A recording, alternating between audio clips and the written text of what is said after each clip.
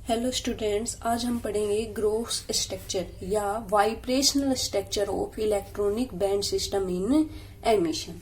ठीक है, gross structure.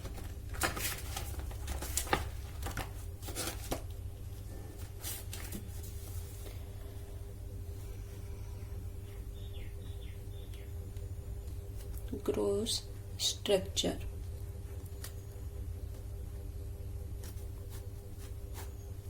In emission.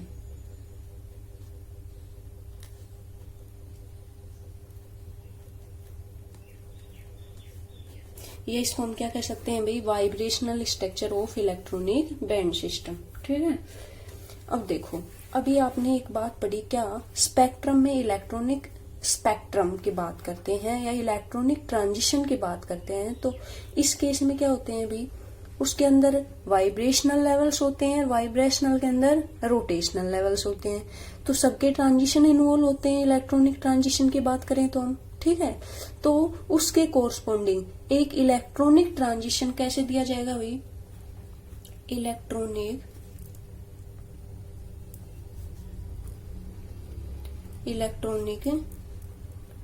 Transition are given by, कैसे दिया जाएगा भाई आपका, mu equal to TE dash minus TE double dash, frequency की फॉर्म में है G dash minus G double dash plus F dash minus F double dash. देखो ये क्या है भाई, T dash minus T double dash, mu ही मानना था ना कल इसको हमने। ये क्या है, वाइब्रेशनल के कोरस्पॉन्डिंग, और ये क्या है, रोटेशनल कोर्स के कोरस्पॉन्डिंग। ठीक है, ये कौन से ट्रांजिशन को बता रहा है, इलेक्ट्रॉनिक को, ये बता रहा है वाइब्रेशनल को, और ये आपका क्या है, रोटेशनल। ठीक है, मैंने इसको मान लिया, एक कल भी मानी थी इसको म्यू ई। ठीक है, जो किसको बता रहा है, एक इलेक्ट्रॉनिक ट्रांजिशन को बता रही है। ठीक है, ये कांस्टेंट रहेगा, किसी भी इलेक्ट्रॉनिक ट्रांजिशन की बात करेंगे तो म्यू इक्वल टू क्या हो जाएगा, म्यू ई। इसको मैंने क्या मान लिया, कांस्टेंट मान लिया। ठीक है, जी डैश हमें पढ़नी क्या है, मेन बात तो ये रखो, gross structure means vibrational structure पढ़नी है तो इसी को इन्वॉल्व रखना है, माइनस जी डबल डैश। ठीक है, और अगर हम रोटेशनल को क्या करें भाई, इग्नोर करें, अगर रोटेशनल स्ट्रक्चर को उसमें इग्नोर करें, वाइब्रेशनल पढ़ रहे हैं, तो उस केस में हम क्या मानेंगे, F dash minus F double dash क्या इक्वल क्या मानेंगे, जीरो। हमने इसको क्या कर दिया, इस मोशन को इग्नोर कर दिया है। क्यों, क्योंकि हम कौन सी मोशन पढ़ रहे हैं, वाइब्रेशनल। ठीक है, तो यहाँ क्या होगा भाई, mu equal to mu E, ये आपका हायर लेवल है, ये आपका लोअर लेवल है। ठीक है, वैल्यू जी क्या होता था, जी वी होता था, G dash V dash minus G double dash V double dash, ऐसे लिख सकते हैं भाई। ये क्या है आपका अपर लेवल है, और ये क्या है आपका लोअर लेवल है। ठीक है, अब जी वी आपने पढ़ लिया है पीछे वाइब्रेशनल स्पेक्ट्रम के केस में, तो म्यू क्या हो जाएगा इस केस में, mu E plus G dash V dash, value रखो इसकी, ये क्या हो जाएगी भाई, omega E dash V dash plus half minus omega E dash X E dash V dash plus half का होल स्क्वायर। ठीक है, इसके कोरस्पॉन्डिंग रखो W E double dash V double dash plus half minus omega E double dash X E double dash V double dash plus half का square. ठीक है, तो ये क्या बता रहा है, आपका स्पेक्ट्रम बता रहा है, किसके कोरस्पॉन्डिंग भी, कि आप किसको इन्वॉल्व करो, वाइब्रेशनल्स को। और ये क्या रखे, ये वैल्यू हमने पढ़ रखी है भाई, अनहार्मोनिक हार्मोनिक वाला, ये अनहार्मोनिक का है। ठीक है, हार्मोनिक में अनहार्मोनिक इन्वॉल्व किया था ना, तो उस केस में है ये।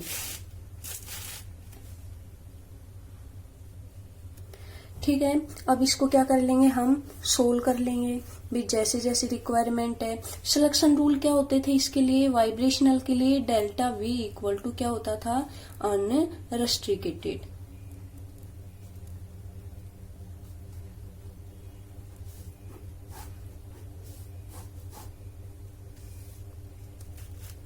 ठीक है, ये क्या है, सिलेक्शन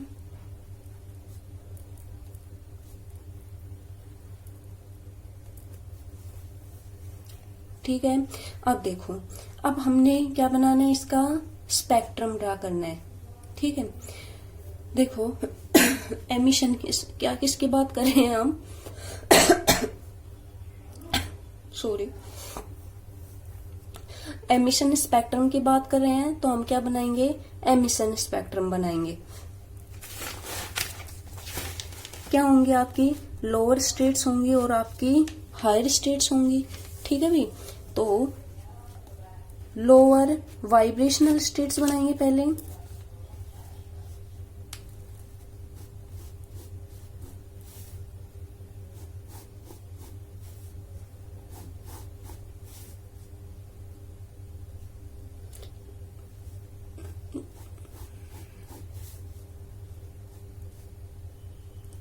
भाई सेपरेशन क्या होता जाता है, वाइब्रेशनल में कम होता जाता है ना। ठीक है, तो ये कम बनाना है। सपोज करो ये लोअर है तो हायर,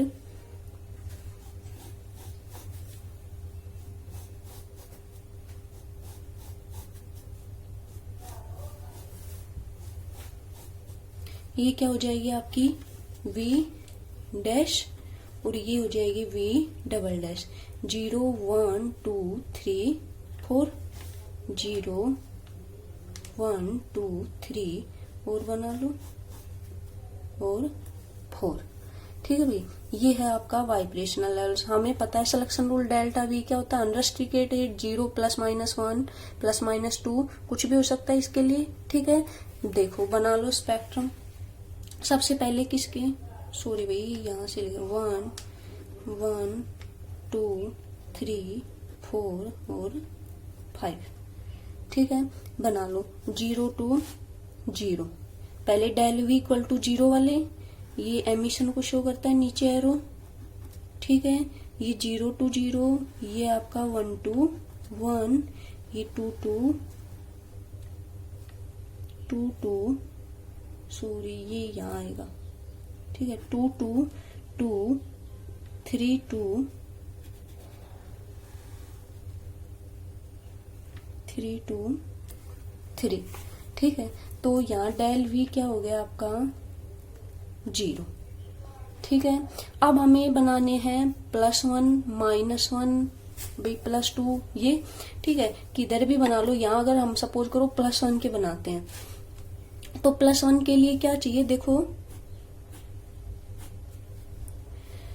नीचे 0 ऊपर 1, यानी 1 0 -1 बनेगा। ये तो इस पे आ जाओ, ये बनेगा आपका, अगर हम +1 के बनाए 0 to +1, 1 - 0 सही है, ये बनेगा। ठीक है, 1 - 0 1। ठीक है, उसके बाद 2 -1 सॉरी 1 - 2, यानी यहाँ आएगा ये हो जाएगा 2 - 1, ये हो जाएगा आपका 3 - 2। तो ये किसके कोरस्पोंडिंग बन गया, डेल इक्वल टू +1। ठीक है, ऐसे ही डेल V इक्वल टू +2 बना लो ना। ठीक है, यहाँ बना लो माइनस वाले। देखो माइनस कब मिलेगा, जब आपको कहाँ से मिलेगा, 0 से 1 से 0, यानी 0 - 1 -1। ठीक है, और 2 1 - 2 -1,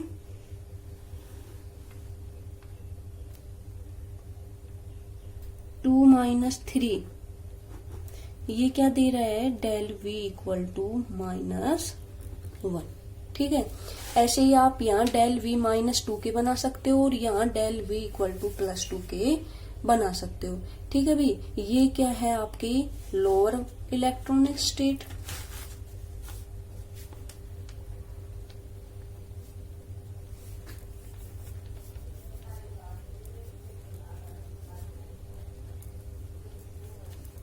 ठीक है, और ये है आपकी अपर इलेक्ट्रॉनिक स्टेट।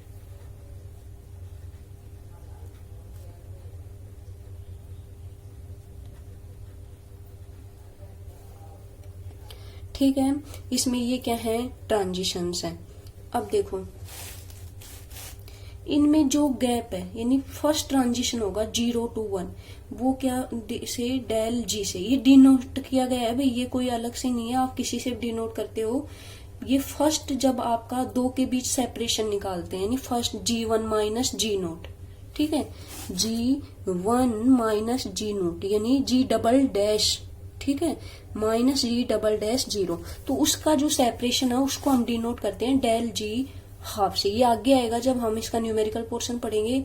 सेकंड को हम डिफाइन करते हैं डेल जी डबल डैश 3/2 से, ठीक है। ये क्या है, नोटेशंस है। ऐसे इसमें ये पहला क्या हो जाएगा, डेल जी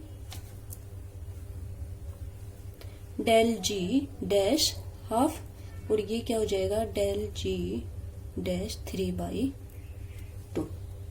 ठीक है। तो ये क्या है, आपका स्पेक्ट्रम है। सिलेक्शन रूल इसके पास लिखोगे। सिलेक्शन रूल क्या है इसके, selection rule del V equal to unrestricted,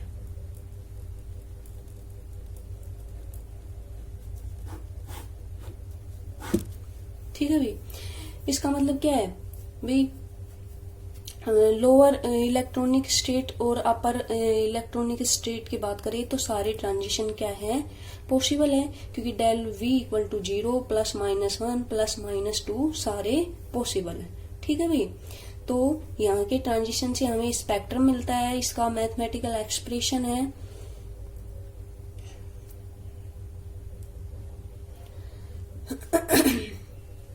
अब बात करें टेम्परेचर के इफेक्ट की। देखो अगर आपका टेम्परेचर बहुत ज्यादा है, ठीक है, टेम्परेचर ज्यादा है, सीधी सी बात है, अगर टेम्परेचर ज्यादा होगा तो एमिशन सोर्स और अच्छा होगा। तो एमिशन सोर्स कब मिलेगा, जब नंबर ऑफ एटम्स कहाँ रहेंगे, हायर स्टेट्स में, तभी तो मिलेंगे, ठीक है। कम टेम्परेचर पर तो ग्राउंड स्टेट में रहेंगे तो वहां तो एब्जॉर्प्शन ही अच्छा मिलेगा, एमिशन की कोई बात ही नहीं होगी। तो अगर टेम्परेचर ज्यादा है तो उस केस में क्या होता है, आपका एमिशन स्पेक्ट्रम और भी स्ट्रॉन्ग मिलता है, गुड मिलता है। क्यों, क्योंकि उस केस में अपर इलेक्ट्रॉनिक स्टेट गुड पॉपुलेटेड, ठीक है, क्योंकि नंबर ऑफ एटम्स मॉलिक्यूल्स आपकी हायर स्टेट्स में ज्यादा रहेंगे इस केस में। तो आपका एमिशन स्पेक्ट्रम, देखो किसी भी एमिशन स्पेक्ट्रम की बात करते हैं हम तो उसमें यही केस बनता है, पहले तो अपने आप जाते नहीं है हायर स्टेट में, हमें उन्हें भेजना पड़ता है, ठीक है। तो टेम्परेचर बढ़ा दो, पंपिंग आपने लेजर में भी पढ़ा है, पंपिंग के थ्रू, तो इसी सिचुएशन में, इन्हीं कंडीशंस में आपका एमिशन स्पेक्ट्रा स्ट्रॉन्ग बनता है, ठीक है भाई। ये आपका इसका स्पेक्ट्रम और इसका ओनली थ्योरी पार्ट। उसके बाद इसका आता है मैथमेटिकल पार्ट, जो भी डिसलेंडरे टेबल के थ्रू है, और उसको हम फिर सोल्व करते हैं। सोल्व करने के बाद सीक्वेंस क्या होती है, ये भी यहीं से आएगा आपका। ये ध्यान रखना, इसके दो हैं, ठीक है। ये तो हम किस स्पेक्ट्रम पढ़ रहे हैं, एमिशन बैंड पढ़ रहे हैं, ऐसे इसका क्या है, एब्जॉर्प्शन वाला हो जाएगा। उसमें क्या हो जाएगा, जस्ट अपोजिट कंसेप्ट हो जाएगा, उल्टे डायग्राम बनने स्टार्ट हो जाएंगे और आपकी इक्वेशंस ये किए रहेंगे, उसमें कुछ भी चेंजमेंट नहीं आएगा, आपका सेम का सेम रहेगा, ठीक है। बट वहां पे देखो, यहाँ पे नंबर ऑफ स्टेट्स बना दिए मैंने, क्यों, क्योंकि पॉसिबल है पहले से ही मॉलिक्यूल्स कहाँ रहेंगे, हायर स्टेट्स में, तो ग्राउंड में आ सकते हैं। बट जब हम एब्जॉर्प्शन स्पेक्ट्रम की बात करेंगे तो हम 1 या 2 बनाएंगे मैक्सिमम। क्यों, क्योंकि हम जानते हैं कि मॉलिक्यूल्स हमेशा ग्राउंड स्टेट में यही रहेंगे, या तो 0 में, थोड़े बहुत अगर टेम्परेचर ज्यादा है तो V इक्वल टू 1 में आ सकते हैं। वो केस बनता है आपका I2 मॉलिक्यूल का, ठीक है। आयोडीन की बात करेंगे तो उस केस में क्या हो जाता है, आपके यहाँ तक मॉलिक्यूल पहुंच जाते हैं। उसके आयोडीन आपका एक अलग जो मॉलिक्यूल है, उसके अंदर आपका रूम टेम्परेचर के अंदर ही वो इतना हैवी पार्टिकल होता है कि रूम टेम्परेचर पर ही आपके जो मॉलिक्यूल्स हैं वो यहाँ लाई कर जाते हैं, ठीक है।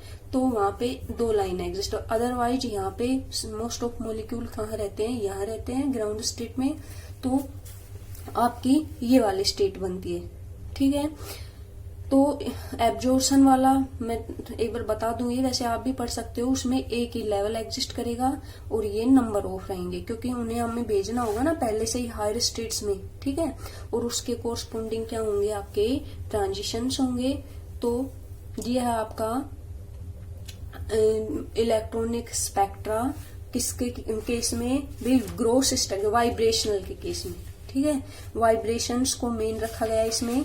ऐसे ही आगे एक यही कंसेप्ट आता है रोटेशनल फाइन स्ट्रक्चर, उसमें हम रोटेशंस को मेन रखेंगे, ठीक है। इनको आप इग्नोर करते जाओगे, जैसे हमने रोटेशनल को इसमें इग्नोर कर दिया क्योंकि हमें किसका पढ़ना था, वाइब्रेशन का, ठीक है। तो वाइब्रेशन के पढ़ने के लिए इसलिए हमने इसको क्या कर दिया है, रोटेशंस को इग्नोर कर दिया। सबको पता है सेपरेट अगर हमें किसी का निकालना है तो हमें कुछ क्वांटिटीज को इग्नोर करना होता है या किसी को कांस्टेंट मानना होता है, ठीक है। तो ये आपका स्पेक्ट्रम समझ में आ गया होगा। सबसे पहले हमें पता है कि इलेक्ट्रॉनिक ट्रांजिशन 3 भी ट्रांजिशन होंगे तो 3 ट्रांजिशन पॉसिबल होंगे उसमें, इलेक्ट्रॉनिक, वाइब्रेशनल और रोटेशनल। जिसमें हमें वाइब्रेशनल पढ़ना है तो हम वाइब्रेशनल पे फोकस करेंगे, उसी एनर्जी को हम डिफाइन करेंगे। और इलेक्ट्रॉनिक को एक कांस्टेंट मान लेंगे क्योंकि उसको हम इग्नोर तो कर नहीं सकते, क्योंकि इलेक्ट्रॉनिक होंगे तभी तो वाइब्रेशन होंगे, ठीक है। उसके बाद रोटेशनल को हमने इग्नोर कर दिया, ऐसा नहीं है उसमें ट्रांजिशन होंगे, लेकिन इसके आपका सॉल्यूशन निकालने के लिए हमने इसको क्या कर दिया है, इग्नोर कर दिया है, ठीक है। समझ में आ गया। अगर कोई प्रॉब्लम हो तो पूछ सकते हो। कल हम पढ़ेंगे इसका न्यूमेरिकल पोर्शन, ये 8 नंबर में आता है भाई। इसमें हाफ पार्ट पढ़ाया है मैंने, हाफ और बचता है डिसलैंड्रे टेबल के नाम से। ये सीधा पूछा जाता है आपके ग्रोस स्ट्रक्चर क्या होती है 8 नंबर में, ठीक है। अगर कुछ नहीं समझ में आया हो तो आप पूछ सकते हो। और भाई नोट्स बनाने के लिए थ्योरी पोर्शन है इसमें, तो अपने हिसाब से लिख लेना, जो बता रही हूँ उन्हीं को इन्वॉल्व करना है, ठीक है। तो आपके डायग्राम बहुत अच्छे से होने चाहिए इसके अंदर, और ये स्केल वगैरह से बना लेना अच्छे से। अगर कोई प्रॉब्लम हो तो पूछ लेना। यहाँ पे ट्रांजिशन और बना लेना, डेल्टा V इक्वल टू +2 और यहाँ del V equal to -2, sorry, ठीक है भाई, बना सकते हो आराम से। -2 के केस में क्या हो जाएगा, यहाँ पे भी 0 और 2 ये बन जाएगा, या तो बना लो, देखो ये क्या हो गया, 0 -2 का हो गया, ये 3 में से किस में आएगा, 1 में, ठीक है। और ये कहाँ से आएगा, 4 में से 2 में, तो ये किसके कोरस्पॉन्डिंग हो गया, डेल V इक्वल टू -2, ठीक है। ऐसे ही इधर बना लोगे डेल V इक्वल टू +2 का। ये आपके क्या हो जाएंगे, ट्रांजिशंस हो जाएंगे। स्पेक्ट्रम अच्छे से बनाना है, बिल्कुल क्लियर। फिर भी नहीं समझ में आए तो आप पूछ सकते हो। ट्रांजिशन बता रखे हैं, देखो हायर में से जिस साइड एरो है उसमें से दूसरी वाली सब्ट्रैक्ट की जाती है, उसके अकॉर्डिंग आपका -1 बचता है या +1 बचता है, ठीक है। पहले 0 वाले बनाने हैं, 0 to 0 mean 0 to 0, 1 to 1, 2 to 2, 3 to 3, 4 to 4। उसके बाद -1 -2 क्या होते हैं उसके अकॉर्डिंग आपको बनाने हैं, ठीक है। समझ में आ गया होगा। स्पेक्ट्रम नहीं आया तो बता देना मैसेज के थ्रू, मैं दोबारा एक्सप्लेन करके बता दूंगी, ठीक है भाई, ओके।